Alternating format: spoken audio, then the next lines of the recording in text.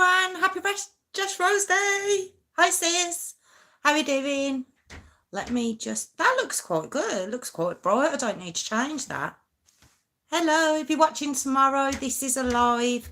So every now and again, you will see me talking to people on the live. What's the word? I've messed that up and I can't even go back on it. What's the word? You'll see me participating with the people on the live. Oh, thank you. Thank you, sister. Yeah, you'll see that happening on the live. And the problem is you can't see the comments. For some reason, they've been taken off YouTube. So it'll look like I'm going crazy, but I'm not. Hi, Hayley. How are you? Just like that.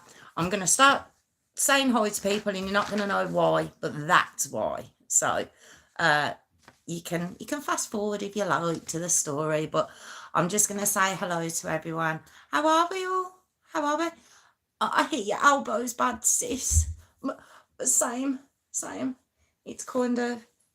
Can you see? Let me see if I can... I want to see if you can see the bone. Can you see the bone there? That's mine.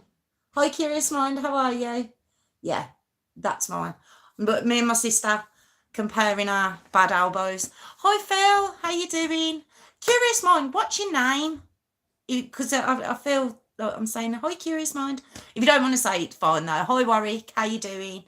Yeah, I was just showing off my poorly elbow. Me and my sister comparing. She's probably doing this to the screen. I hope you're all okay. 2 weeks to Christmas. Are you all ready? Oh, your sound's awful, though, sis.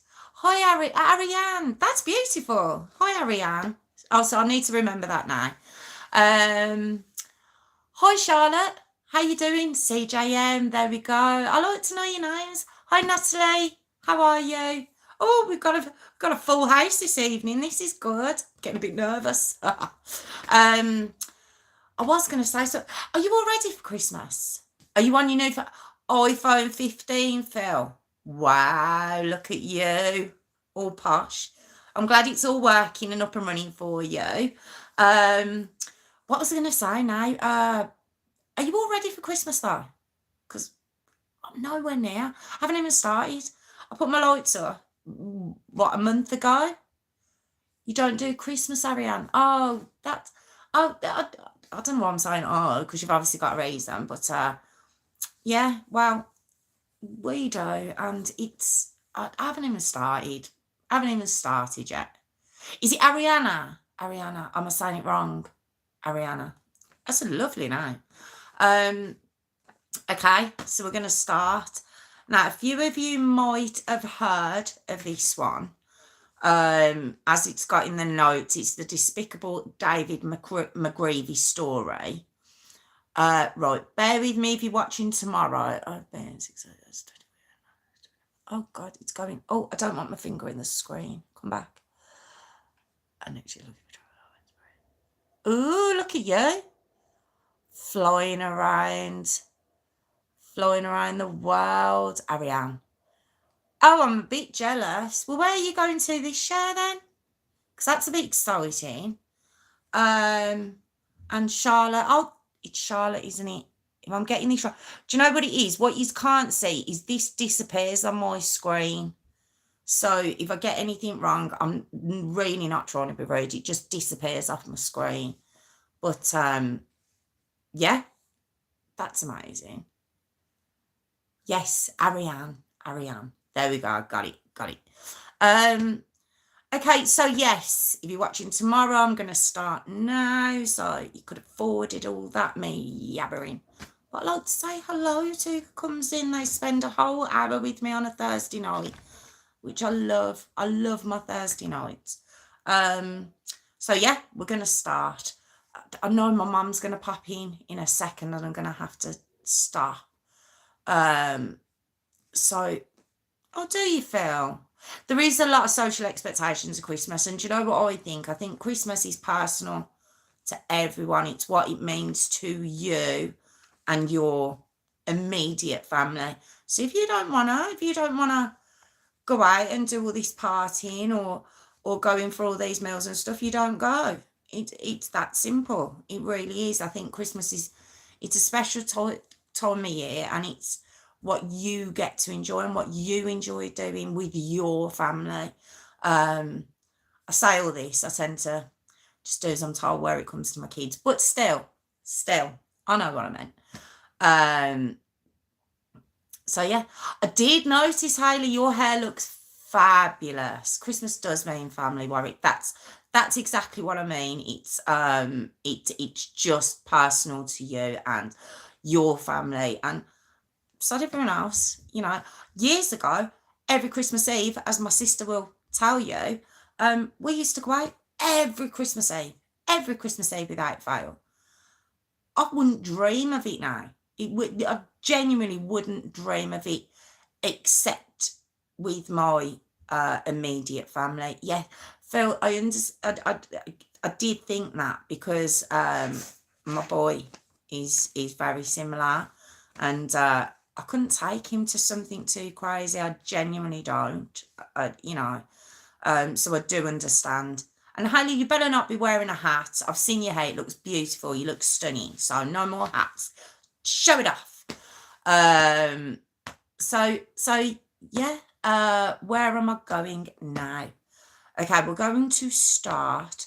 And this, I'm sorry again if you're watching tomorrow. Have you heard about liquids when you go through security?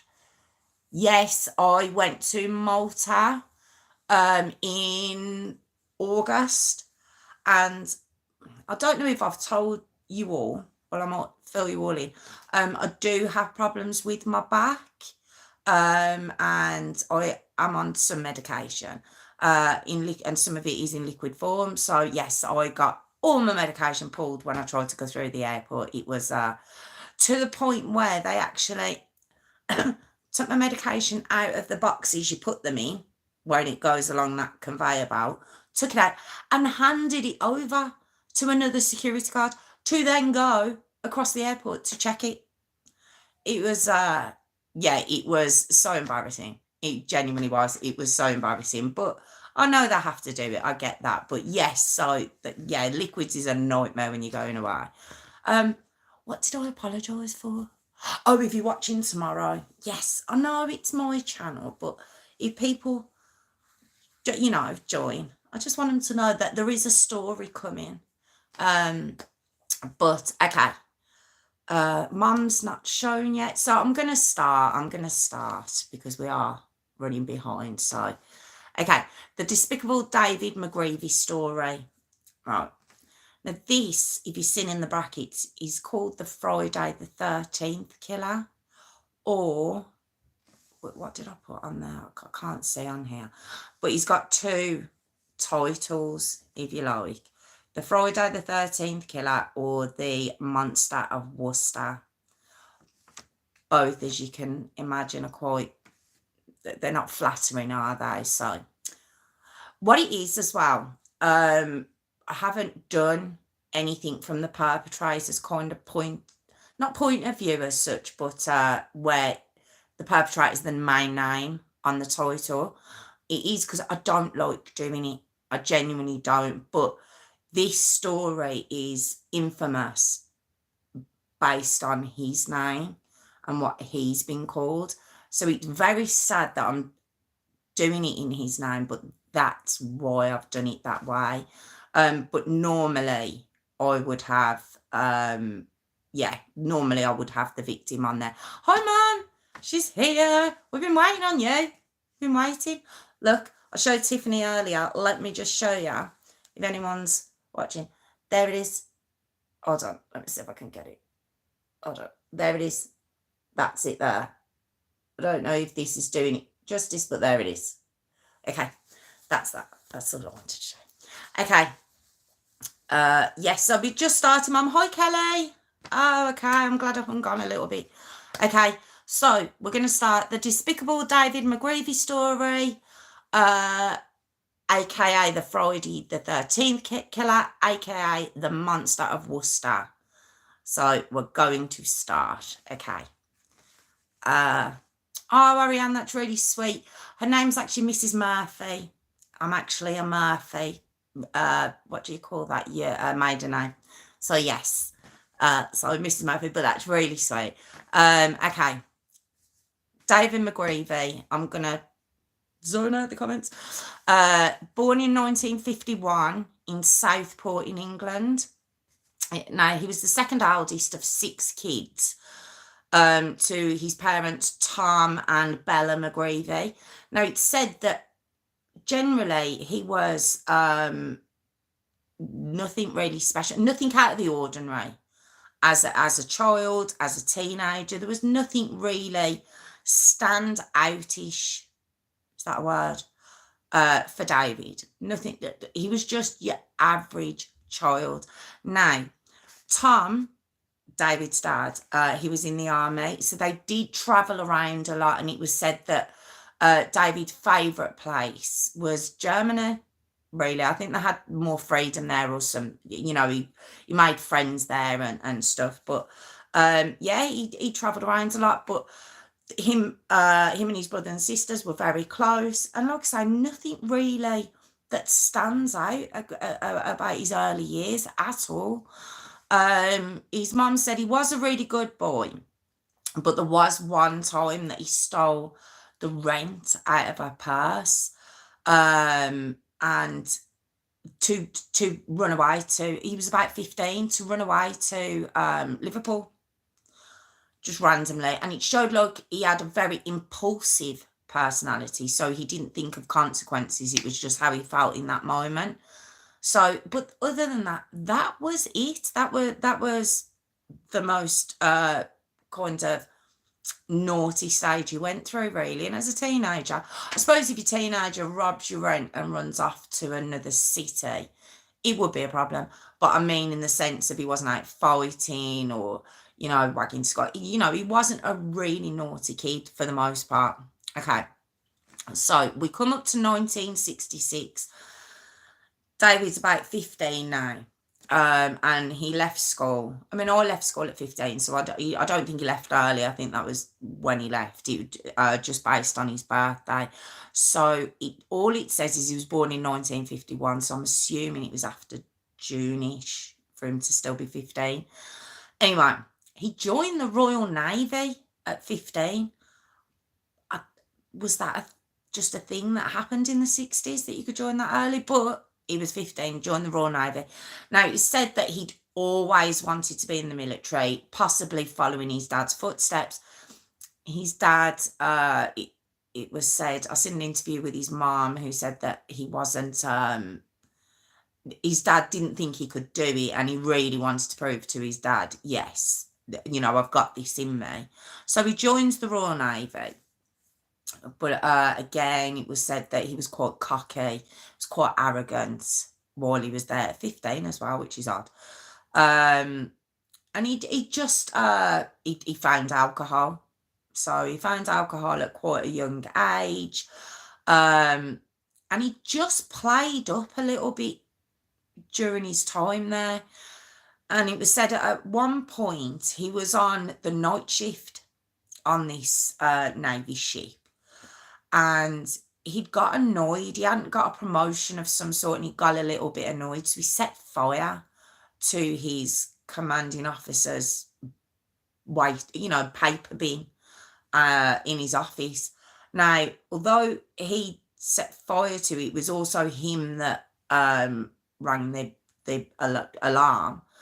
And he said his defense of it was, look, I might have put a cigarette out in there by accident, but it genuinely was an accident. I didn't mean for this to happen. It was a whole big thing. Navy didn't believe him, maybe because of his behaviour, how he was going on, but they didn't believe him, and he was actually court-martialed, and he spent 90 days in their prison, again showing this impulsive behaviour without thinking anything through. Now, he was also given a psychiatric test while he was in the Navy, but it said that the results at that have never been released, ever. So no one knows what those results were, but he was given a psychological evaluation while he was in the Navy. Anyway, we get to August of 1971, and he's age 21 at this point, 2021, and he's dismissed from the Navy. We don't know why. I don't know why. I couldn't find out why. But he's dismissed, and he just lands back on his parents' doorstep. Age 21, you think your child's gone off to live this amazing life and, grow up and mature and everything else, and he doesn't. He just lands on his parents' doorstep, bags on the floor. I've been dismissed. I've got to move back. So of course they let him move back and stuff, but he couldn't keep a job. He genuinely couldn't keep a job, and this was said to be because, remember I said he'd started drinking, he discovered alcohol. Well, it just got worse. That drinking escalated, and it was said that although he was quite placid, if not a little bit arrogant, but he was quite placid, sober, in drink, he did have a bit of a temper. So it has been said that right all the way back, he had a bit of a temper when he was drinking because he drank so heavily. So during the time just before he'd left the Navy, he had a friend who was also in the Navy, who had a sister. And he says, why don't you write to my sister? So David had been writing to this lady called Mary. And they wrote like twice a week to each other. They hadn't even met. So when he left the Navy, he met up with her, foul hook, line and sinker, within a week, done a very public proposal. Wanted this big, lavish white wedding. Well, the lad wasn't holding down a job to be able to afford this big, lavish white wedding. And it was said that Mary, she had some health issues. So she wouldn't have minded even a registry office wedding. The big white wedding wasn't important to her. The person who wasn't keen on Mary, funny enough, was David's mum. I don't know if she just thought he was too young. She didn't think she was good enough. I don't know, but it was said she was quite from quite an affluent family. So it's all very odd, that part. Okay, so we get to the end of 1971 now. He's still not holding down a job. And because he'd become so obsessed with having this white wedding, and even though Mary's saying, look, I don't need that. I don't need that whole thing. We can go to a registry office. We can get married. We could be happy. He wasn't happy with that. And he become kind of obsessed with it, obsessed with her. And she just took a step back. She was like, this isn't for me. And she finishes it with him. She's like, no, I can't do this. You're too much. You're too intense. So she breaks up with him. Don't forget, he's been dismissed from the Navy. He can't hold down a job. And on top of it all, he's drinking really, really heavily. So his parents just have enough. They have enough of the whole thing, of his behaviour and his lack of accountability for everything, and they kick him out. They've just had enough. And a child, look, a boy being at home now, or should I say a man being at home now at 21 is nothing. It's actually quite common now. But you've got to think, this was early 70s. This was unheard of, really. By that age, they're normally married, got their own. They're definitely working, more than likely married, possibly got kids. It was quite unheard of for a lad to be single, still living at home and can't hold down a job. And maybe they were embarrassed, maybe they just got sick of it, but they kicked him out. So now we have David out on the street. Like I say, no real way to provide for himself at the time. He hasn't got a partner, he hasn't got anyone. But David has got a friend called Clive Ralph. And Clive Ralph, ever such a nice guy. He's married to a lady called Elsie. Now, Clive's about 5 years older than Elsie. Elsie, when they married, was only 16. She was very young. They went on to have their little boy, Paul Ralph. when very shortly after the marriage. So she was still 16, I think, when she got to have been pregnant at the time, I think. It's quite a what's that word I'm looking for? You know, when it's society doesn't really like it, but it was stigma. That's the word I'm looking for. It was quite a stigma at that time, so maybe he married her. It just seems like the dates crossed. Anyway, it's neither here nor there. So they've got a son called Paul, who's 4. He was born on the 20th of November 68. They've got a daughter called Dawn. She's 2. There are photos of these kids, very cute. A daughter who's 2, she was born on the 25th of April 71. And at the time when David asked can he move in, Elsie's actually pregnant with their 3rd baby. She's actually pregnant. It's due in September of 1972. So that, you know, it's a lot for her, I suppose. She's pregnant. She's got these 2 kids. Then she's got a fella moving in. Now, Clive himself, very hard-working man, worked for his dad on the lorries. So he was out a lot. So I suppose he was thinking of it, and everyone thought of it, that having David in the house, it was another element of safety for her and the kids. Though I don't think that was a massive thing at that time, but it was still that level of, you know, security. Plus, it was said that David did go out and get a job.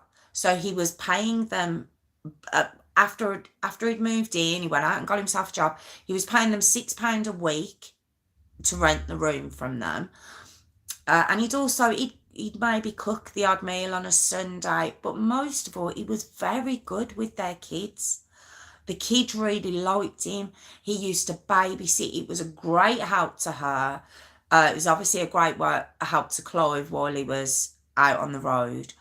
And it was said that he became so fond of these children that occasionally when Elsie had disciplined little Paul, he'd step in and say, no.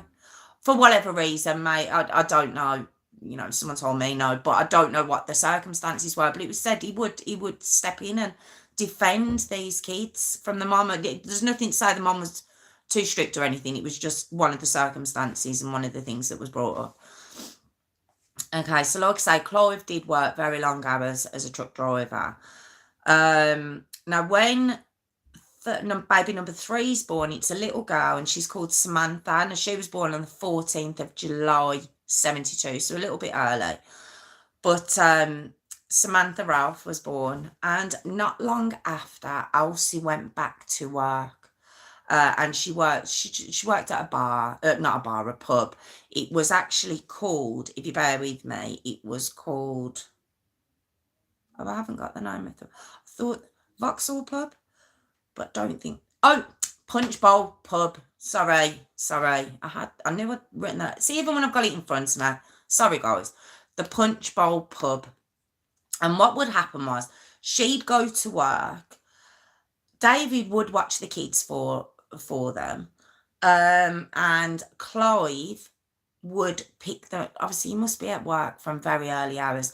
He'd come and pick Elsie up from work at the end of her shift to help her close up, but also to get himself a sneaky last pint before they go home. So, you know, this was the arrangement while David was living there, and it seemed to work for everyone involved. Now, it was said that the house was it was quite a small, it's 70s, you know, it was quite a small home. It was only 2 bedrooms. So the setup was Clive and David actually were in the same room with Paul, the little boy, I believe. Then Elsie was in the other room with the 2 girls. They knew they had to move, you know, eventually and get a bigger house, but that was the setup at that time, and it worked for everyone. Okay, here we go. It sounds great at the moment, doesn't it? It's not that kind of channel. I keep telling you all. Okay, so we get to Friday, the 13th of April, 1973. All right. Clive had finished work and he actually collected David. David at this point was 22. And he collected him from a pub called the Vauxhall. The Vauxhall. No, they're in, I said they're in Worcester, so it's a pub there. And when he picked David up, it was said that David was really stupidly drunk. He was very, very drunk at this point. He'd been in there for hours. He was playing cards. He was playing darts with a friend. And he'd actually had a little altercation with this friend. He'd put a cigarette out in his beer. Of course, no one's going to be happy with that. So they had words and, David was quite hyped up over it. And so when Clive come to collect him, I presume he'd calmed down by then, but he's also still very drunk. Now, the kids were at home in bed. They were asleep. And Clive still had to go and collect Elsie. So he agreed with David, you go back and watch the kids. I'll go and collect Elsie. And we'll be back, won't be long, to set up that's worked for for a little while. So that was the agreement. So this was at about 10:15 on the evening, like I say, Friday the 13th, 1973.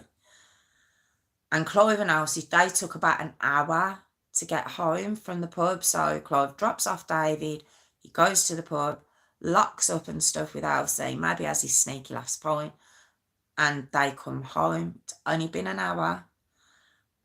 When they arrive home, there's police all outside their house. They don't know why. They don't know what's going on. They just see all these police. And it said that Elsie thought it might have been something wrong. She presumed there was something wrong with her parents. So don't think they were really worried at the time. They didn't know what it was about. And the police, asked Clive and Elsie to escort them to the police station. So, they didn't know what was going on, but they were about to find out very soon. Okay, you ready? Okay. It was while they were at the police station that they were informed that all three of their children had been murdered. Okay, remember they were 4, 2, and 8 months. 8 months. So of course they're like, how? What? Where was David? How did this happen? What's going on? So then we find out exactly what happened at that point. All right. It was said that after he'd had these drinks at the Vauxhall pub, he said he'd had about 5 to 7 pints while he was there. He'd basically gone into the house after Clive had dropped him off, and when David had got in there, Samantha, the baby, 8 months old, had woke up and she started screaming. She wanted a bottle. That's all she wanted. What do babies at that age want? They want a bottle, they want to get changed, or they want a cuddle. They're not, I understand, when a baby's screaming, but it's not really that hard to find out what they need, really. They're not, it's not that hard. But it said that between 10:15 and 11:15, so between that hour, he'd got really angry with Samantha, really angry. And to the point he was infuriated. Samantha, he actually smashed in her skull.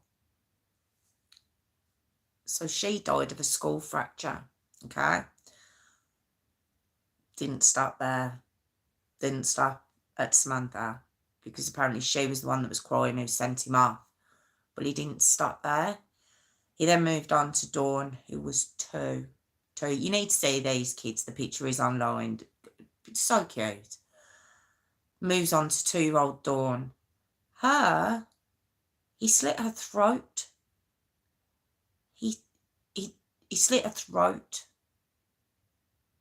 And it is what babies and toddlers do. They do scream. That's what they do. And he doesn't stop there. He then moves on to Paul, who's 4. Was he screaming for a bottle? Obviously not. So, but he moves on to 4-year-old Paul, who he actually murdered by strangling him. So 3 very different causes of death. 3 very different reasons as well, because it couldn't say that they were all screaming. I mean, they might have been screaming, they were just seeing what he's just done to their sister, but I don't know. The only people who know for sure what happened in that house in that hour, well, 3 of them died, and it is David. Okay. But he doesn't stop there. He then goes down to the basement of the house and he gets a pickaxe. And all I can find is it just says he mutilates them. I don't know. It just says he mutilates them. And I'd like to say it ends there, because that's bad enough. I think that's bad enough. But he doesn't end there. He then picks all 3 children up, brings them out into the backyard, because they're not gardens then, they're more like yards, aren't they? Takes them out into the backyard, and one by one impales them on the spikes of a wrought iron fence that's in the neighbour's yard. I presume it's maybe between the 2. He impales them on that fence. And do you know what he does then? He just leaves. He just leaves. And the neighbours found those 3 children impaled on their fence. And it was them that had notified the police. In an hour? In an hour? Right, in an hour? Now, as I said before, we've seen very, not even major impulsive behaviour, but we've seen like slight impulsive behaviour, but come on. So like I say, he just ups and leaves the home. He just thinks, okay, mate. Just leaves.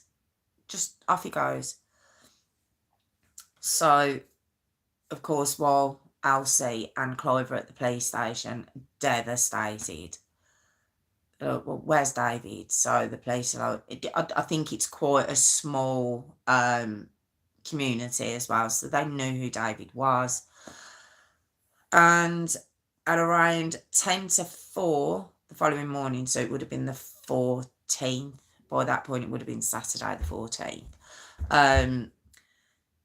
they see him just walking down the road nonchalantly, like nothing's happened, quite close to Elsie and Clive's home. He's walking down the road, and he said that when they drove up and picked him up, he was like, what's going on? What's all this about? Like, he knew nothing. I'm curious. I don't know, because I don't know the answers. I'm curious as to what he was doing for those 5 hours, whatever, 4 or 5 hours, whatever it was. I'm just curious what he was doing. Was he sobering up? Had he carried on drinking? I'm just very curious as to what was his mind process at that time. So like I say, at first he denied it. He did deny it at first. And so he didn't know what was going on at first. He was like, what you on about? Then when they brought him to the police station, he was like, it wasn't me. You know, I don't know what you're talking about. This wasn't me. It wasn't very long before he confessed and says, okay, yeah, it was me. But what he says is, he says, it was me, but it wasn't me. I think basically trying to give a out-of-body experience type scenario to the police. And all he says was, this is all that's ever been said. So I can't give you any deeper meaning in it. I can't give you any more information into why this happened, because all he says it started with Samantha screaming and him putting his hand over her mouth to stop her screaming, and she still wouldn't stop. And he says it just escalated from there. Oh, okay. All right. What? It none of it makes sense. I'm sorry for the banging, please ignore it. It doesn't make sense. Okay, she was screaming, but what did the other kids do? What was their important? There's no excuse. Don't get me wrong. I know that there's none for this, what he did to the baby, but if that's what he's saying his reasoning was, then what was his reasoning for the other two kids? And there could be no defence, because it can't even be like a, you know, when they say they just lose it and it's just in a rage and they don't know, and they didn't feel like it was them and everything else. That can't even be said, because all three were killed in different ways. He didn't kill them all the same way. The baby was blunt force trauma to her head. He smashed her skull. The 2-year-old, Dawn, he slit her throat, and then Paul, the 4-year-old, he strangled, which is said it's a very what do they say when it's strangulation? They say it's a very personal type of murder. Like, you have to be close up and personal to anybody to do that, and to a 4-year-old little boy. And it's just crazy. If you're watching tomorrow, I'm getting comments saying, the screaming is not, screaming wouldn't, it's just, there's no excuse. I've heard it so many times. I was screaming and driving me mad, and I didn't know what to do. What you do, you get up and you walk out. You make sure you've left baby safe, and you walk out the room. It's so simple. Why are you sitting there if you can feel yourself going beyond your own control? Why are you still sitting there? Get up and walk out the room, walk out the house, phone someone else, get help from someone, knock on a neighbour, do something. But don't sit there until you have no control over yourself because a baby's screaming. It's what they do. Anyway, so I do feel that the comments that are coming through, I feel exactly the same. Honestly, it's crazy. So like I say, all he said was the baby just would not stop crying. That was it. That's it. And to this day, that's it. I can't even give you any more. I can't say that in after a few years he said it was this or it's that. Or I have heard. And I will say it's not even alleged, because she denied it completely. And I think it was just the newspapers at the time just trying to think there must be some reason, because it was so disgusting and out of the blue and unheard of and everything else. They tried to say that Elsie had been having an affair with David. There has been no proof of that. She's denied it herself. And it was just something the newspapers came up with. So, it's not even that. It's got nothing to do. I think just at the time people struggled, like we are now, struggling to make sense of it. We like to make sense because we know our mind frame, but I think sometimes with the monsters that we cover on these stories, and that you will listen to and you will learn about, we know that your brain it doesn't do what theirs does. Theirs just works a completely different way. And I think trying to understand it, I think sometimes you just can't get to grips with it. And this is really one of those cases. Okay, on the 28th of June 1973, when he's still only 22, he's 22 years old. He pled guilty to 3 counts of murder. He didn't give any excuse. He didn't try to say he wasn't sane. He gave no excuses whatsoever. He just pled guilty outright. So his trial actually only lasted 8 minutes. So it was a very, very quick trial, because no defence, no motive, no nothing. So it was very, very quick. Now, he was sentenced to 3 life sentences with a minimum, let me finish before you lose it, because I nearly lost it when I seen this. It was a minimum of 20 years. And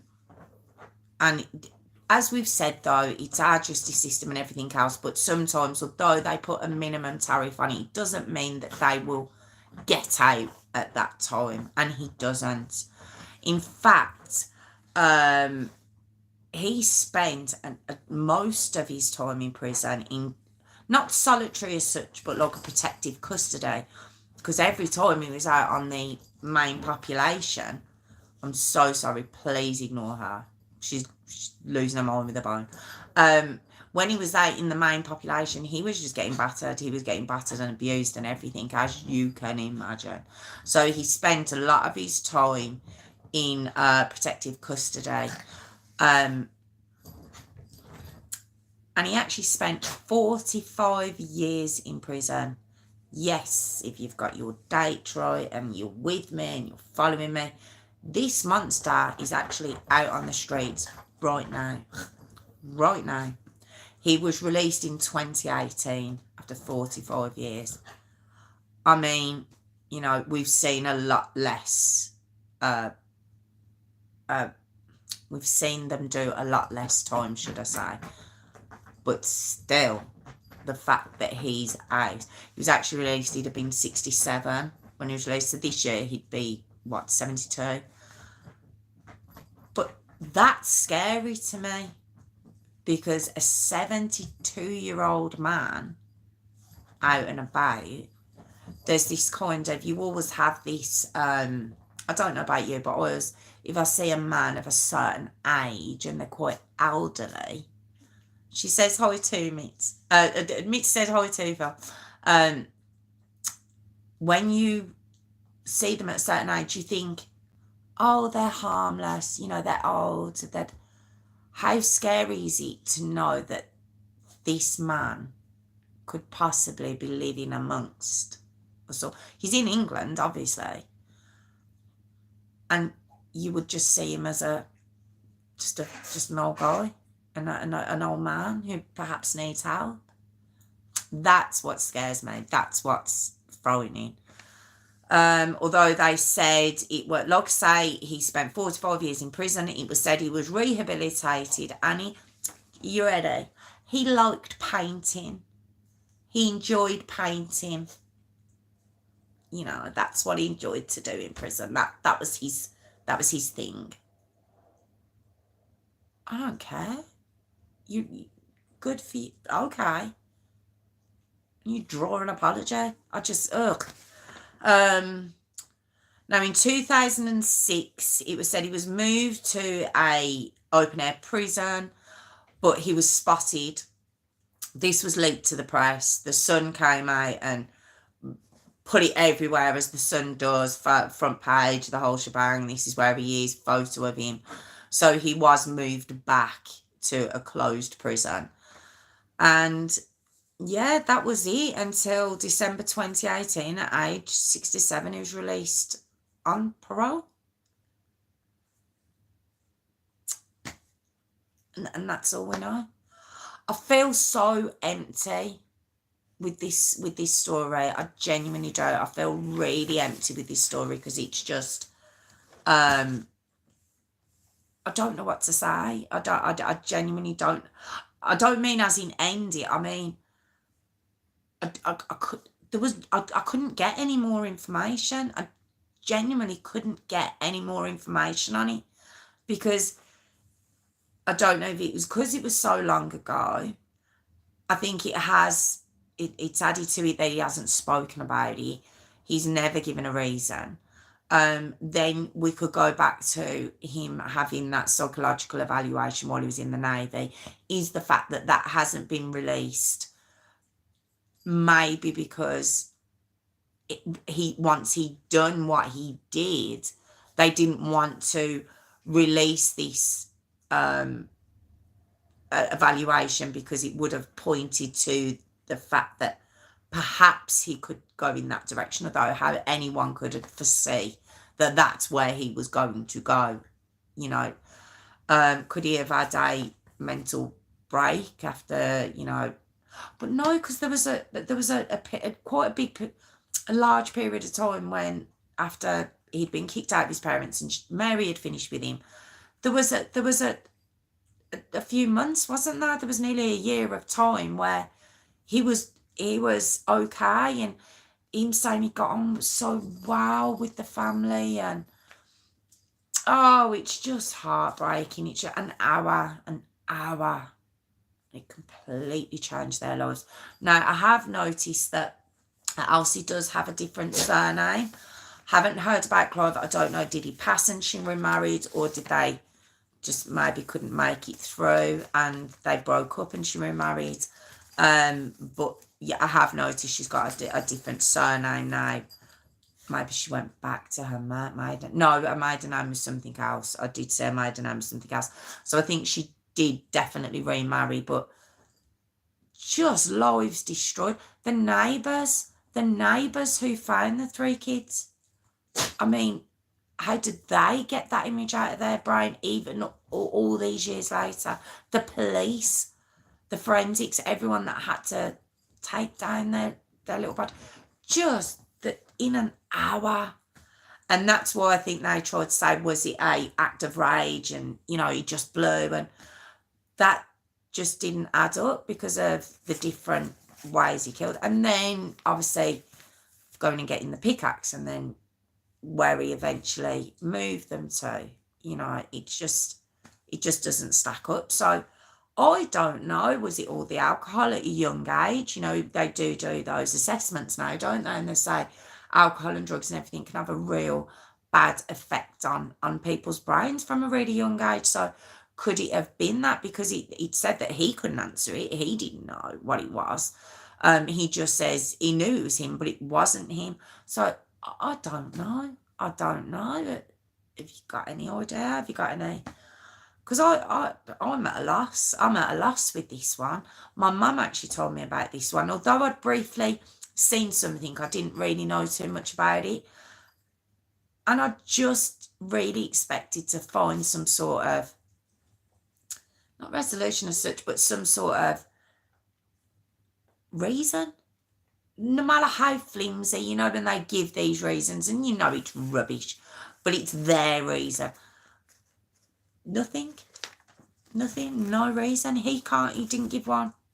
No one give one.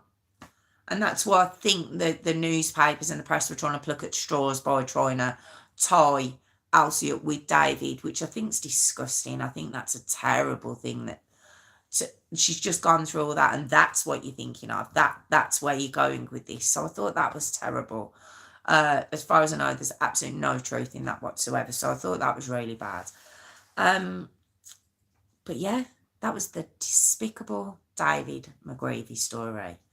AKA the Friday the 13th killer, AKA the monster of Worcester. And he deserves all of those names. How are you all? It's just awful, isn't it? It's just a horrible story. I can't even share any more with you because I genuinely, that's it. That's all I know about the story. Other than this man's just walking around, living his pensioner life. You know, living his best pensioner life, walking around. Does he still drink? Is he drawing his pictures? Is he drawing his pictures? Is that what he's doing with his life? I get when people say, you know, people have served their time, they've done it, and they're out, and they should be given a second chance. No. You do things like this, you don't get a second chance. Thank you so much, Phil. Thank you. It's so hard, really hard, this one. But no, you don't get a second chance after doing that. I'm sorry, you just don't. Are they separated? Oh, thank you, Ariane. Thank you. Yeah, I wasn't 100% sure. I didn't think it was a case that it was a maiden name, but I wasn't 100% sure, and that's a thank you. But I think that's my biggest fear, that this old fella is just walking around. There is a picture of him online, but I think that picture goes right back to 2006 when he was spotted while he was out. Oh, and then there was an and an ahhing, I think in 2009, where they were going to give him a new identity. And there was uproar about that because they're saying, no, you know, if this man's about to get out, the public need to know. Very similar to, I heard John Venables and Robert Thompson just mentioned. And I don't think he did have any combat in the Navy. I don't think so, but I don't know.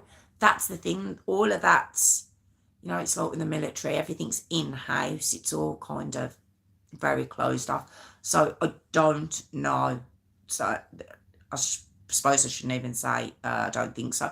I genuinely don't know. So there could be so many factors that had affected his brain well before he even met Clive.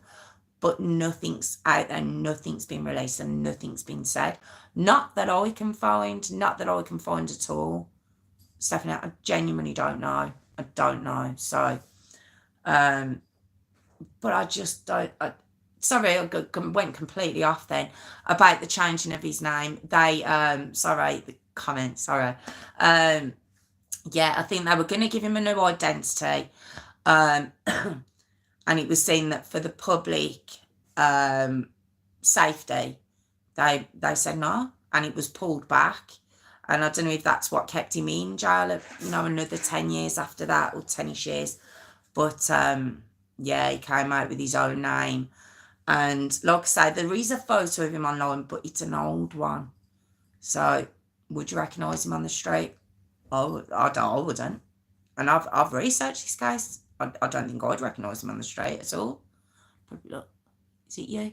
But yeah, what do you do? What do you do? Was it you who did that, or, you know, back in the 70s? How do you go up and ask someone that? So yeah, it's really hard. It's a really hard one. But that was, like I say, the Despicable David McGreavy story, and I just want to thank you all so much. So many of you have stayed for the duration as well. I'd really appreciate it. I genuinely do. Awful story. Such a shame for them 3 kids. Like I say, just so cute. Just little chubbers, little chubby face and everything else, and you just think, ugh. Yes. Thank you, Phil. If you, I can see that I've had some likes during the live. I so appreciate it. But if after the live, when the video goes up, if you pop in and put a like then, because everything bar the live itself disappears, or comments or likes, everything gone. I think it's really unfair. I don't know why it happens. It never used to. It didn't used to happen before I started doing the lives. When you'd watch a live, whether it be on Facebook or YouTube or wherever, you'd see the comments as they came in at the time of the live. But it's gone. All of that's gone now. So, and I don't know why. I don't know why they've took that away. But yeah, so no one gets to see the comments, which is why I have to explain why I'm talking to people that people tomorrow won't be able to see. And all my likes go. So yeah, and if you are new this evening, I think all of you have been here for this before, but you will be aware that at this time of the evening, to lighten things up a little bit, we do what I like to call my jingle. And the jingle came about because I felt like a prat saying, could you like, comment and subscribe? See how them shoulders went. Did you see that? Automatically. And I was only talking about it. Tiffany, I'm sorry. Don't disown me, because you know why? Because you have to, you can't, you just can't. I don't know why. You just can't. You can't disown me. But we have to do the jingle, and along with that jingle comes a dance, and that dance reminds us, me and Tiffany, of our nan, because my nan always used to do this with her shoulders when she was dancing. Now, it's not on purpose. Okay, Doggy's here. Doggy's actually saving at the moment. Come on, do you want to come over for the jingle? There she is. Are you coming over for the jingle? Yeah, we're coming over for the jingle. Okay, so there she is. She's very excited for the jingle. That's what she is. She's very, very excited. Let me just say one last comment. It's crazy. You never know whether they should get a new identity or not. I never know. But what we're gonna do, we're gonna get on with our jingle now because, like I say, I've got a really bad arm, so I'm gonna try not to lift it. But it is like the in-betweeners when he smokes that wacky backy and his arm just starts doing that. It just automatically happens. Nan would shout at me, but Nan would be really proud. Okay, so if you're watching tomorrow or if you're watching now, I can't even do that right. How does it go? How would you say it? Anyway, please like, comment and subscribe, guys. What is that? What?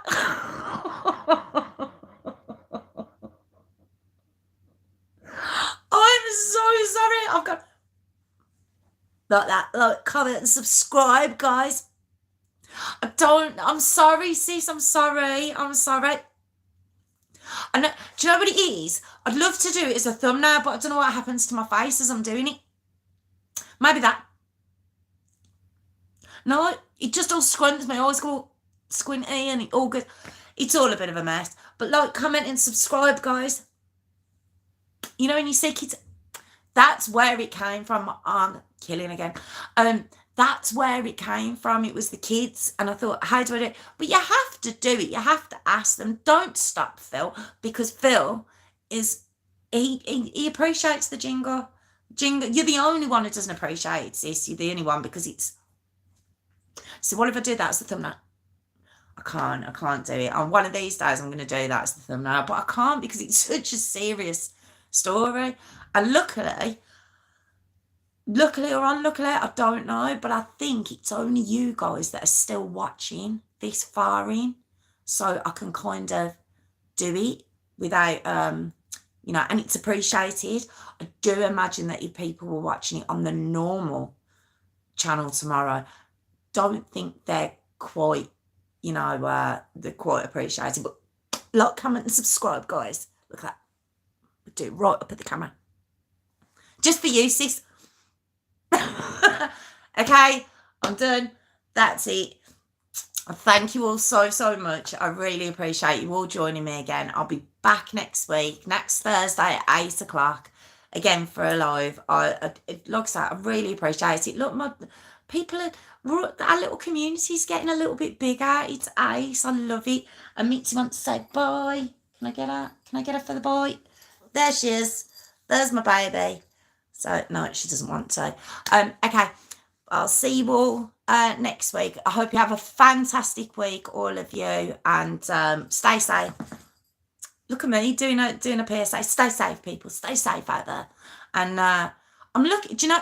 Okay, I am going. I am letting you all go. But do you know what I'm actually looking for? You know, like a thing that can be mine. But I'm starting to think that the jingle might be my thing. And that wasn't the intention. You know, when they come across, they have like a saying or something, like Emma Kenny has a saying, and you know, all these YouTubers have these special sayings and then eventually they get merch with their saying on. I think mine's going to just be a face of my face just going like that. That's going to be my merch. Oh God, I can feel it now. It's so bad. But on that note, yeah, have a lovely evening. Hope you all really have a fabulous week, and I'll see you all next week. Bye. Thank you again. Take care, everyone.